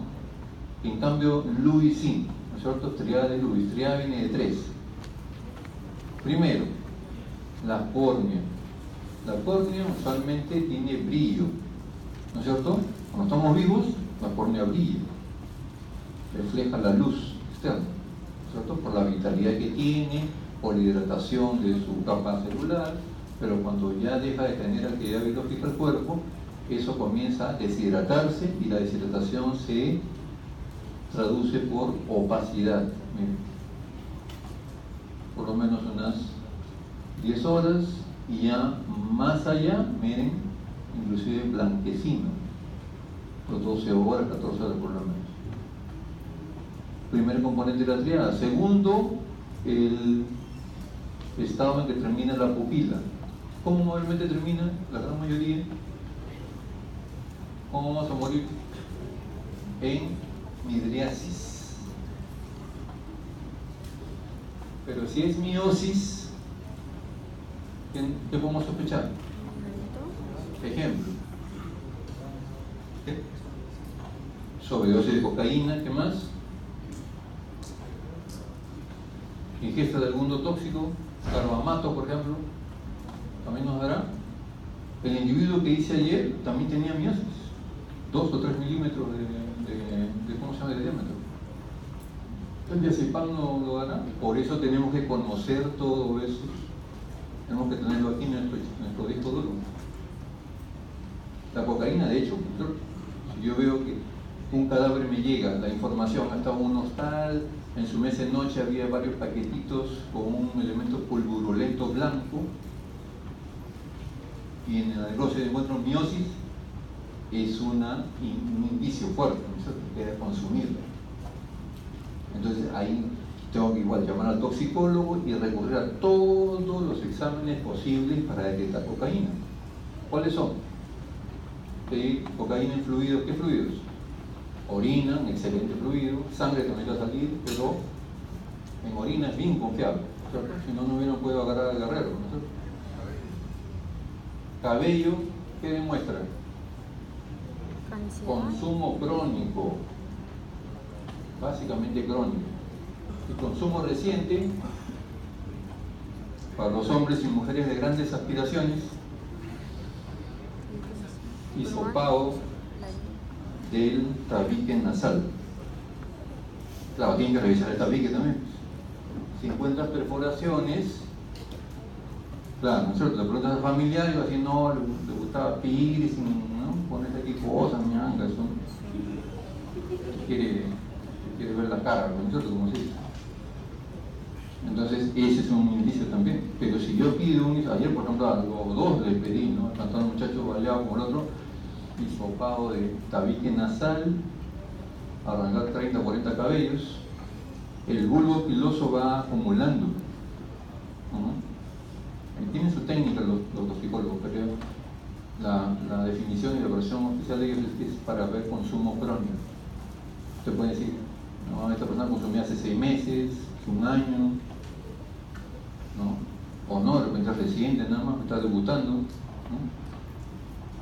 ¿Okay? Y definitivamente en los fluidos vas a encontrar. Entonces todo eso tenemos que verlo, ¿ok? Entonces es importante el estado de la pupila. Y tercero, bueno, aquí no se nota, pero normalmente el ojo tiene una tonicidad de acuerdo a su músculo, ¿no es cierto? Si yo presiono un ojo de una persona viva, es difícil deprimirlo hacia el fondo. En cambio en el cadáver sí, ya se pierde tonicidad, producto de la deshidratación también, y puedo yo hundirlo. No, de repente todo hacia el fondo de la cuenca orbital, no, pero sí ostensiblemente, ¿no? Hipotonía ocular se llama, el tercer componente de la triada de Lewis. El enfriamiento, ya sabemos, el descenso de la temperatura, en estos márgenes, de acuerdo a las horas, miren, o sea, bueno, aquí no se menciona mucho, pero alrededor ya de 10-12 horas ya hay opacidad. Si hay más opacificación, estamos pensando en 12 horas, 14 horas. Entonces vamos acumulando para sacar un promedio con los demás fenómenos cadavéricos. Miren, en las 12 primeras horas se pierde 1 a 0.8, posteriormente ya es menor. La rigidez, contractura tanto muscular estriada y lisa, ambas se contraen. La instalación es descendente, desde la cabeza hacia los pies, y desaparece en el mismo orden. ¿A qué hora se comienza a instalar la rigidez? Entre 3 a 6 horas. Si yo encuentro a alguien totalmente rígido, que se denomina rigidez generalizada, ¿cuántas horas podría tener? 12 horas, 10 horas. Eso también va a depender. Nada en medicina ni en ciencias, pues la salud es matemáticamente puro y matemáticamente preciso. Dependerá de ciertas circunstancias. Por ejemplo, de los fenómenos meteorológicos. La persona alcanzará una rigidez más rápida en época de calor y será más lenta en épocas de frío, ¿cierto? Una persona robusta, físico-culturista como muchos de ustedes, será un poco más lenta en la instalación, ¿no es cierto?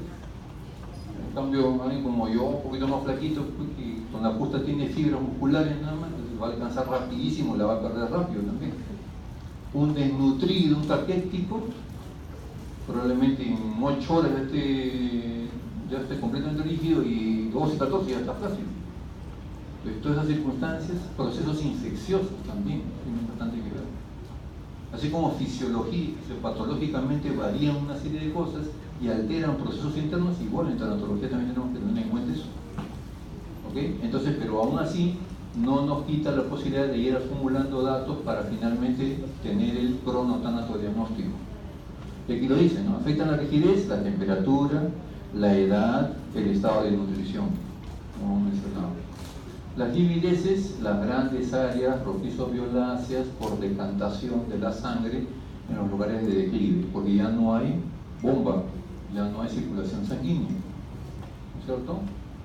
y las vamos a ver como así, ¿cierto? No es que le hayan agarrado a palazos ni nada, sino que simplemente hay que explicarle a la familia que le ve, no, son hematomas, mentira, entonces acumulación de la sangre. ¿Por qué no se forma aquí en los glúteos ni acá? Porque esa es la zona de reposo del cuerpo, pues, normalmente.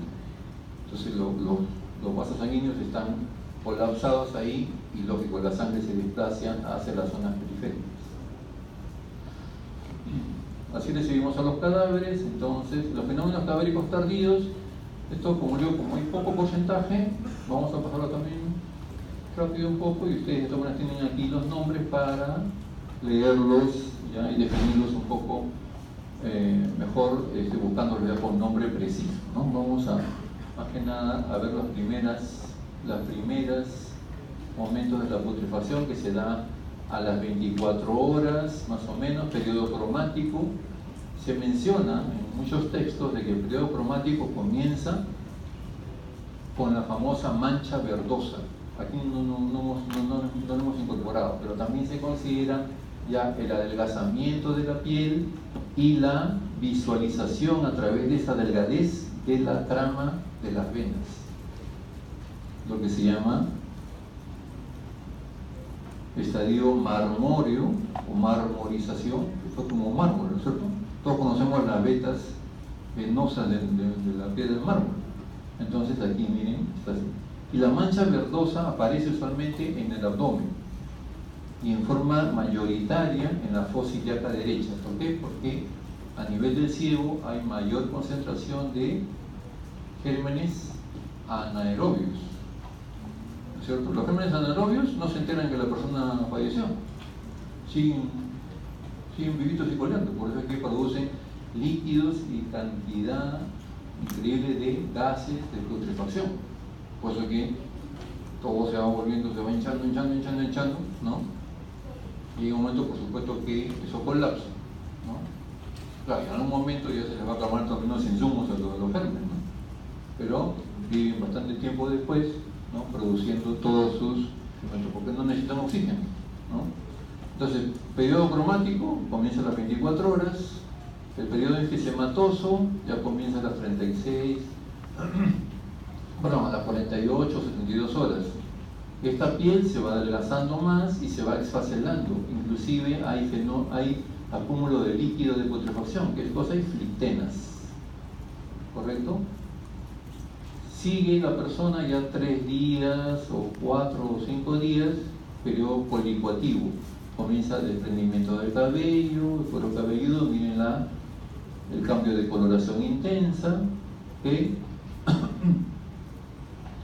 Y internamente los órganos están licuefactándose, ¿okay? Van cambiando, ¿cierto? Todo entra en lisis. Y después de varios meses, ¿no? Todas las partes blandas ya, incluyendo músculos, tendones, va transformándose. Y entramos al periodo de esqueletización, que dependiendo del lugar, si hay mucha humedad, ¿no? Va a retardar un poco probablemente. En los sitios en que haya mayor temperatura, probablemente puede apresurarse más. Por eso hay que tener todo un conocimiento también de estas variaciones. Así lo dejamos. Hay episodios de la descomposición de los fenómenos cadavéricos tardíos que se denominan fenómenos inclusive conservadores. Por ejemplo, la momificación. Esta persona tiene varios años de fallecido y aún así tiene partes blandas, ¿okay? No está esqueletizado, no está solamente con huesos. ¿De qué depende esto? Del lugar donde fue enterrado y las características del lugar. Tiene que cumplir con 3 características: alta temperatura, altas corrientes de aire y 0 humedad. ¿Qué sucede en esas condiciones? Rápidamente el cuerpo se seca. No le da tiempo mucho a que haya transformación, mucha lisis. Y de ahí la respuesta y la explicación de las momias paracas, de las momias egipcias, porque viven en esos ambientes, o han vivido en esos ambientes, ¿no? Son los desiertos por los Pisca, Pisco, Nazca, cumplen con esas características. altas temperaturas, altas corrientes de aire, ¿no? Entonces la evaporación del agua corporal es rapidísima y llega a momificarse. Luego, elementos de identificación, existen muchos, vamos a dar algunos ejemplos. Por ejemplo, tatuajes. Suponiendo que esta persona sea NN, tenemos que tomar fotografías y descripción de los tatuajes, porque eso nos puede dar indicio, como la chica de la maleta hace muchos años, ¿no es cierto? Tenía un único tatuaje. ¿Cuál era el tatuaje? Una mariposa con las alas desplegadas a colores en la parte posterior del cuello. Único tatuaje. Se liberó esa información a la prensa, inmediatamente salieron los familiares en Chimbote. Un dato importante, orientador. Puede ser que haya varias chicas con ese tatuaje, pero a veces tatuajes únicos, ¿no? Muy peculiares, depende del gusto de cada uno. Acá también, ¿no? Esta es una señora que me impresionó porque tiene unos tatuajes excelentemente hechos, ¿no? O sea, parece que ponen escritos en la misma piel, ¿no? Lo que más me impresionó, miren, estas puñeras. Las estrellitas son la única parte de piel de color normal. Todo lo demás era la tinta. Y parecían exactamente puñeras de fuego, ¿no? En los dos brazos, en los dos antebrazos. Pero con una precisión, o sea, definitivamente se nota que no es un trabajo peruano, ¿no? Era procedente de Estados Unidos. Le encontraron muerto en un hostal. ¿Ok? Pero miren, la precisión, ¿no? Completamente nítido en el tatuaje. Esta es la pierna derecha de la misma cadáver anterior, ¿no? Pero ya colores, ¿no? Unas flores ahí de color violáceo y las otras. Y otros, como le digo, como este, un rostro diabólico, detalles interesantes. Si nosotros acercamos, ustedes van a tener oportunidad de verlo, con un acercamiento. Por ejemplo, son prótesis o coronas de metal, que acá, por ejemplo, esta corona en el centro tiene un corazoncito y esta tiene una estrella.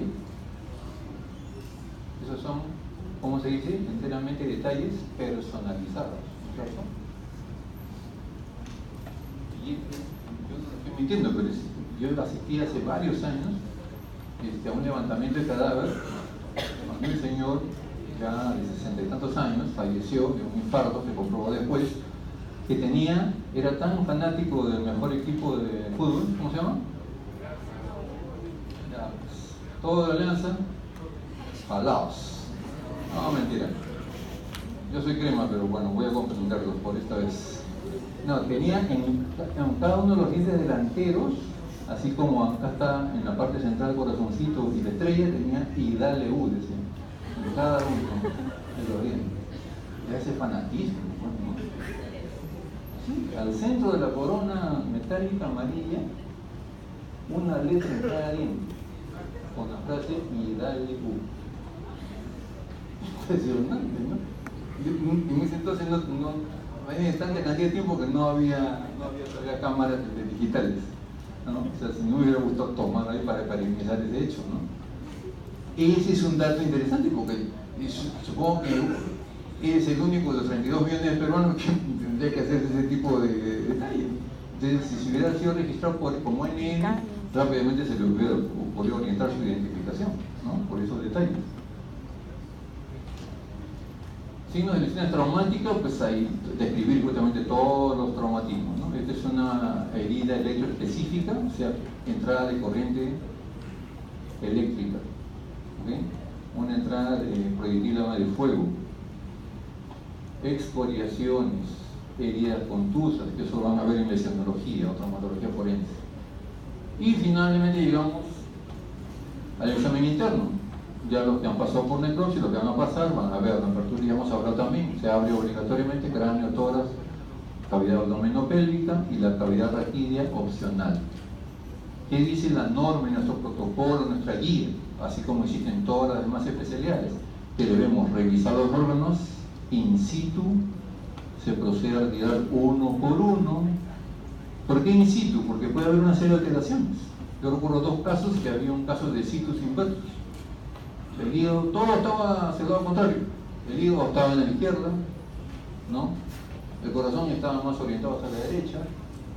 El pulmón izquierdo tenía 3 lóbulos. Y el pulmón izquierdo, sí, pues, el izquierdo tenía 3 lóbulos y el derecho 2. O sea, todo estaba al revés. Entonces, por eso es que hay que revisar cosa por cosa, con detenimiento, con tranquilidad, ¿no? Se procede a retirar uno por uno, se pesan, se miden y se cortan para los parénquimos, sobre todo los que son parenquimatosos, para examinar todo el espesor del parénquima, qué lesión, qué características especiales pueda tener, y enviar en ese tipo de situación al estudio anatomopatológico. Aquí se extraen los fluidos, ¿no? Orina, sangre, bilis, humor vítreo, por ejemplo. ¿Qué sustancia puede tener concentración? ¿Qué tipo de alcohol? Metílico, sobre todo. Etílico también, pero el metílico también se encuentra con más facilidad en humor vítreo, ¿no? Ese alcohol que ustedes toman todos los fines de semana es un alcohol pésimo, ¿no es cierto? O sea que puede llevar tranquilamente el consumo consuetudinario, sobre todo con ese tipo de detalles. Entonces, todos los fluidos tenemos que conocer. En bilis, por ejemplo, ¿qué podemos encontrar? ¿Qué podemos pensar que se puede concentrar en bilis? ¿Medicamentos podría ser? Algunos medicamentos, ¿no es cierto? En orina ya ponemos cocaína, todas estas sustancias, ¿no es cierto? En sangre, definitivamente. Vamos a pedir. Ok, entonces, toma de muestras de fluidos, como dice, el médico a cargo de la necropsia tomará fragmentos de órganos y lo que hemos mencionado, ¿no? De ahí está, apertura de cavidades, se hace. Hay técnicas, cantidad de técnicas, pero hay técnicas que son estándar y de acuerdo al caso yo puedo aplicar otra o variar, ¿no es cierto? Siempre se aplica en casos, digamos, entre comillas, que no están complicados, los casos comunes, el corte coronal de una apófisis de mastoides hacia la otra, ¿no? Se repliega el cuero cabelludo hacia adelante, hacia atrás, queda la cúpula craneana descubierta y se procede a cortar transversalmente. Sale la calota o la cúpula craneana y encontramos lo primero, el encéfalo. ¿Qué ha sido el hallazgo aquí? Un hematoma, nombre y apellido, epidural, correcto, ¿no es cierto? Está entre el hueso y la dura madre, ¿no es cierto? Miren, ¿cuál es la región comprometida? Parieto-temporal derecha, correcto. Para eso que tenemos que recordar nuestros conocimientos y desempolvar nuestros conocimientos anatómicos, ¿no? Por eso se les pone este curso en esta parte del camino, porque se supone que es un recordario de todo lo que han venido acumulando, ¿no? De igual manera, la incisión para abrir tórax y cavidad abdominopélvica desde la región submentoniana, pasando por la línea media hasta la región suprapúbica. Esa puede ser variada, claro, o sea, puedo hacer el famoso corte en Y o en T, o nuevamente disculpando por los neonazistas, en U. En U significa línea media axilar, vamos hasta fosa ilíaca, izquierda, suprapúbico. ¿En qué casos se hacen eso? Por ejemplo, se ha aplicado mucho en casos cuando hay agresiones por múltiples heridas por arma blanca. Quiero saber exactamente el ángulo por donde han entrado. Entonces levanto todo el paquete adiposo, ¿cierto? Todo el panículo adiposo, inclusive me podría hasta músculos, ¿ok? Para eso hay que tener precisión, pues, en disección, ¿no? Pero son técnicas que aplicamos de acuerdo al caso. Allá muchachos cuando de bala, no le voy a hacer esa técnica porque hay un montón de variantes. Tampoco lo voy a hacer en un señor que ya tomó su diazepam. ¿Con qué objetivo? O sea, por eso las técnicas y las ¿cómo se llama esto? Variantes se aplican de acuerdo al caso, ¿no? En este caso, las técnicas de corte, para la necropsia, se aplican de acuerdo al caso. En este caso, por ejemplo, hemos procedido a ya no hay ningún órgano acá. Eso se denomina evisceración. Después de lógico haber examinado in situ, tomado fotografías, este cadáver, ¿qué cosa? Proviene de un hecho de tránsito. Entonces, necesariamente tengo que sacar todo el paquete de vísceras. ¿Para qué? Para tener toda la cavidad a mi disposición y ver cantidad de sangre, o sea, un hemótórax, miren, fracturas postales. Si yo no saco todo el paquete, las fracturas postales posteriores me va a ser imposible de visualizar. ¿Saldrán en la radiografía que le pedí? Sí, pues, pero es mejor de verlas en vivo y en directo, porque toda fractura, por lo general, deja hematoma. Y aquí están, hematomas en los espacios intercostales. Tengo que medir el volumen de sangre en el vector correspondiente y así. Toda alteración. La columna, por ejemplo, puede estar partida en varios segmentos. Y si no saco todo eso, no me doy cuenta. Entonces, para eso se aplican todas esas técnicas.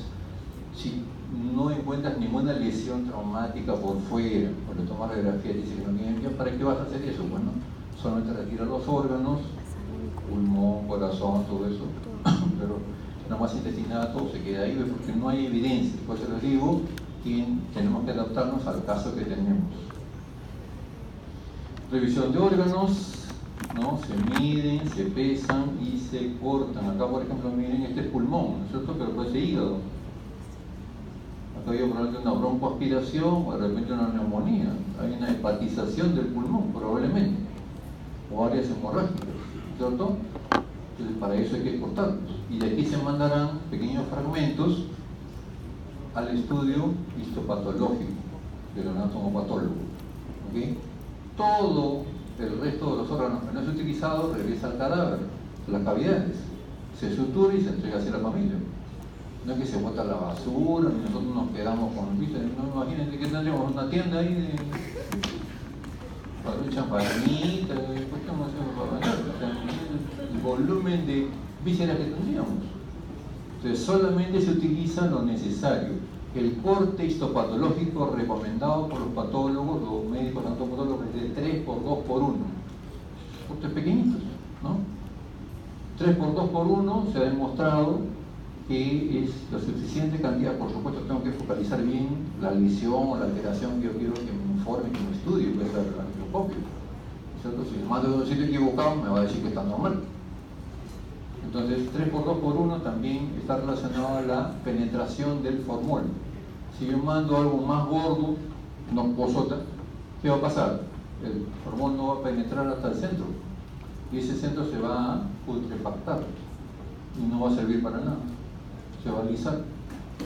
Entonces, 3 por 2 por 1 es lo recomendable para que penetre en 24 horas el formol, fije y después ya viene el procedimiento de como sea, reducción y todos los procesos histopatológicos hasta terminar en la lámina microscópica, ¿no?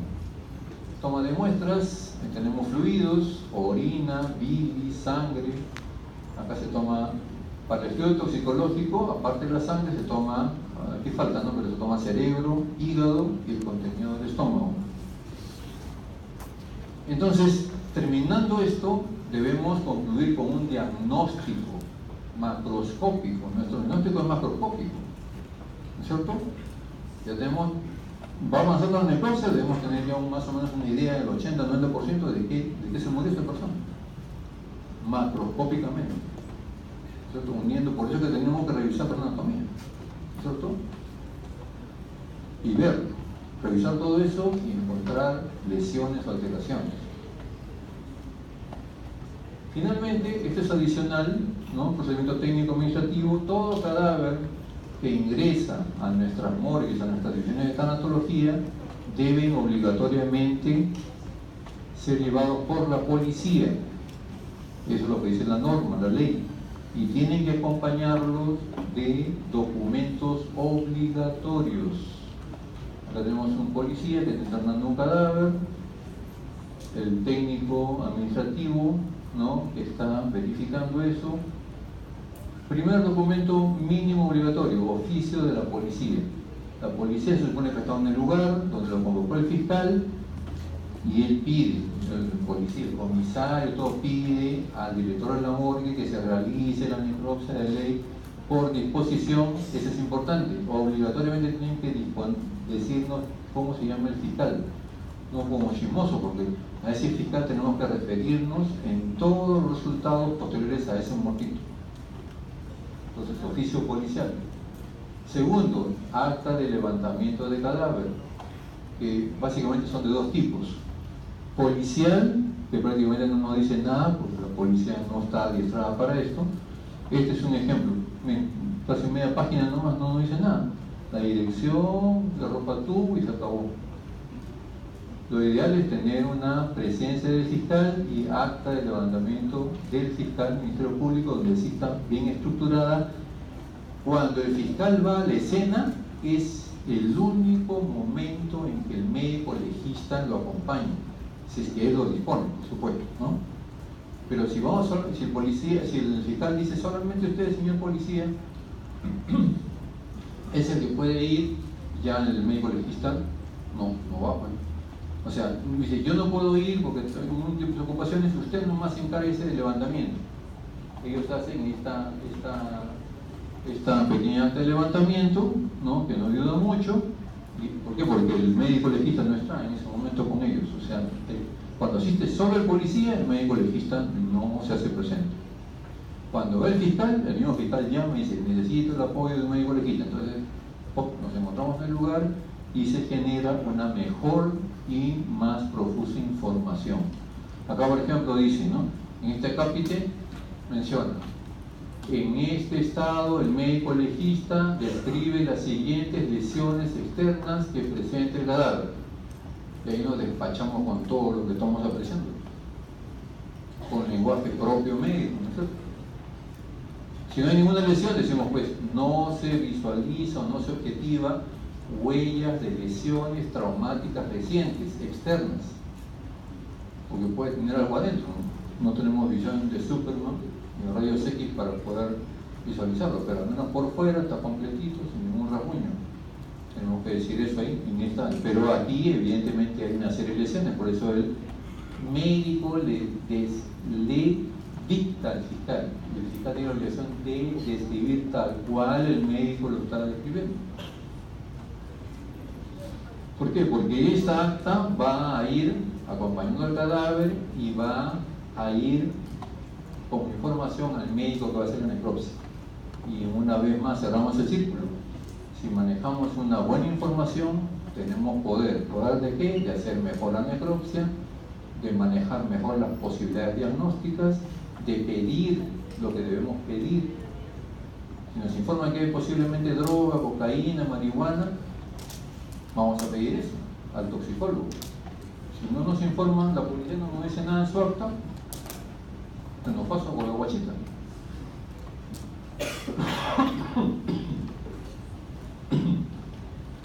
Hace varios años que ya salió una norma que dice: toda persona que recibe asistencia médica en cualquier centro hospitalario, en cualquier centro de asistencia médica, pública o privada, el médico que constate el fallecimiento o lo recibe el cadáver tiene la obligación de emitir la epicrisis correspondiente, porque esto también es ¿qué? Información. Por eso les exhortamos desde ahora. Hay epicrisis y epicrisis, como esta por ejemplo, ¿no? Ahí nos describe un montón de cosas, hasta los resultados de los exámenes auxiliares. Eso es lo ideal, pues. ¿No es cierto? Ayer el muchacho baleado decía que se recibió pálido, probable choque hipovolémico, pero en 13, 14 días tiene que haber sacado hemoglobina. Yo no sabía, yo encontré pálido por todos lados, pero ¿cuál es el nivel de hemoglobina que tenía? Si la persona, por ejemplo, era diabética, ¿cuánto de glucosa tendría? Para yo también es incorporarlo a mi razonamiento tanatológico durante la necropsia, porque eso es muy importante, ¿cierto? Había, por ejemplo, Por ejemplo, no me dice nada, ni una palabra de la laparotomía exploratoria, porque le hicieron, que encontraron balas, no encontraron. Una pésima epicrisis. En cambio, si alguien fuera más dedicado y supiera que eso también va a ir a parar a manos de otro médico para completar el estudio del caso, lo haría mejor, con más voluntad, me informaría un poquito más. No por el hecho de cumplir, si recibes cadáver, al menos pon, pues, ¿no? Ingresa paciente en paro respiratorio. Se realiza RCP, ¿cierto? Avanzada, mediana, inicial, ya. ¿Por cuántos minutos?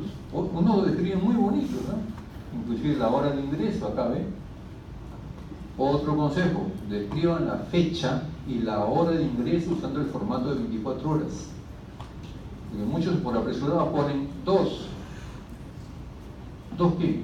2 AM, 2 PM, 2.00 horas. Si ponen 2.00 horas significa que son 2 de la madrugada, ¿cierto? Si siempre pongo 2,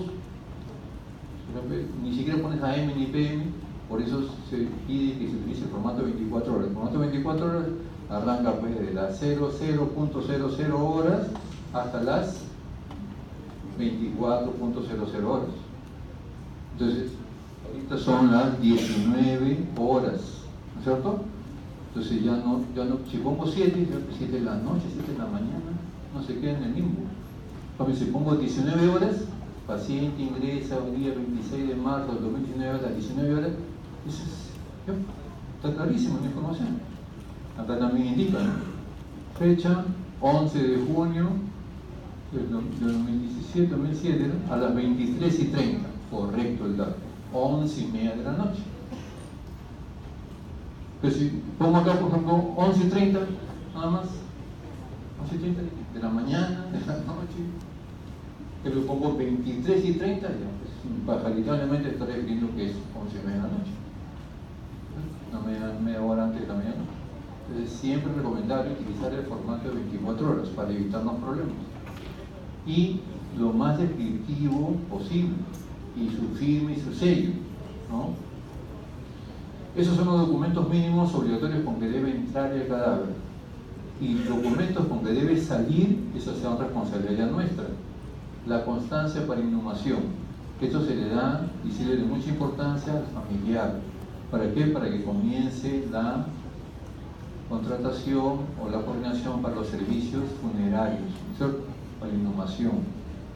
Se le da también certificado de necropsia, donde se dice que esta persona fue necropsiada, ¿no? En esa morgue, ¿ok? Y tiene los siguientes diagnósticos: causa de muerte, inclusive se le pone el agente causante, y firma el médico que hace la necropsia, el turno correspondiente. Y finalmente, y seguro que también igual lo han tratado al punto, lo van a tratar, la extensión del certificado de defunción, que ahora tiene ya, hace varios años, una situación mucho más precisa para que no haya subregistros, ¿no? Se ha firmado una alianza estratégica entre el MINSA y RENIEC para, de hecho con colaboración también de cooperación externa, y se ha lanzado, se ha estructurado un gran y potente sistema informático, ¿no? Se llama SINADEF. El SINADEF es Sistema Informático Nacional de Defunciones, donde cada vez ya hay mayor porcentaje de médicos incorporados, registrados con su usuario y su contraseña, de tal manera que para extender un certificado de defunción, este es un formato antiguo que ya no existe, primeramente, de papel, físico. Era fácilmente falsificable. Hay un montón de casos que se han encontrado sellos y firmas de médicos que ya murieron y que estaban extendiendo el certificado de defunción. ¿Cierto? Es un delito, ¿no es cierto? ¿Por qué? Porque no había manera como comprobar. Ahora se ha estructurado todo el formato y tiene, además de sello y firma, tiene un recuadro donde tienes que poner tu huella dactilar del índice derecho. Y además, para extender el certificado, lo único que necesitas es tener una computadora, puedes hacerlo de tu smartphone también, de tu teléfono celular, y tener una computadora o tu celular y una impresora. Nada más. Entras en línea, ¿ya?, a la base de datos, te enseñan, sale, primero tienes que tener el DNI del fallecido y de ahí ingresas todo lo que te piden en formato digital. Vas llenando, y llega el momento del certificado de la causa de muerte, lo llenas y al final toda una serie de datos más que nada administrativos que son fáciles, no es nada del otro mundo, y al final das el cierre y eso queda registrado automáticamente en la base de datos de RENIEC. ¿Se dan cuenta? Antes esto lo llevaba el familiar, se manchaba en la cocina, se rompía, el más chiquito de la casa se lo comía a pedazos, o de repente la mascota también, y al final no se registraba esta muerte. O sea, seguía apareciendo el muertito como si estuviera vivo. En cambio ahora, si el familiar se descuida, yo ya tengo registrado en línea automáticamente que he extendido el certificado de función y esa persona va a ser considerada como fallecida. Si el familiar cuando lo lleve, ya se va a corroborar el fallecimiento y va a proceder que se le dé la famosa acta de defunción o partida de defunción nada más, pero el registro de la muerte ya está hecho por el mismo médico en línea. No necesita llevar el papel inmediatamente, antes se llevaba primero a la municipalidad lo llevaba al MINSA, y el MINSA, o sea, de tal manera que de 100 certificados, creo que 20, 30 nomás llegan al MINSA. ¿Qué estadísticas podían hacerse en cuanto a la mortalidad, en cuanto al estudio demográfico? Totalmente erróneo, con sus registros, pero en gran volumen, estadísticamente no válidos. En cambio ahora, cada muerte es registrada en línea. ¿Okay? Antes esto, por ejemplo, era producto también de grandes círculos mafiosos de las funerarias, ¿no? ¿Qué hacían en la funeraria? Toque, conseguía el certificado, ¿no? Inclusive te ofrecían médicos que podían hacer certificados.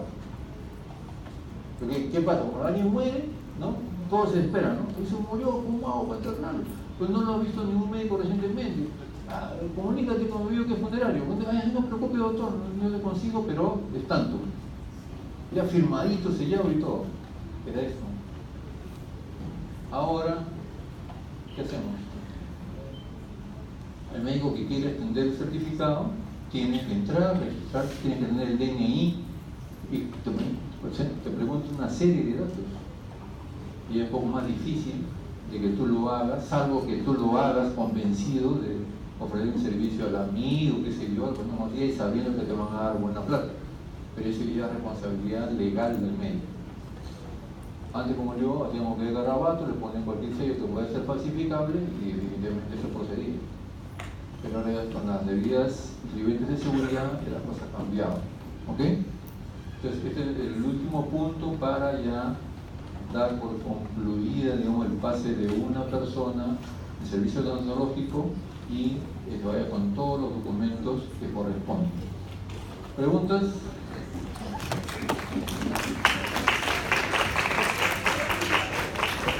Muy bien, entonces gracias por su atención y espero que les sirva esto como parte del conocimiento adquirido en el curso de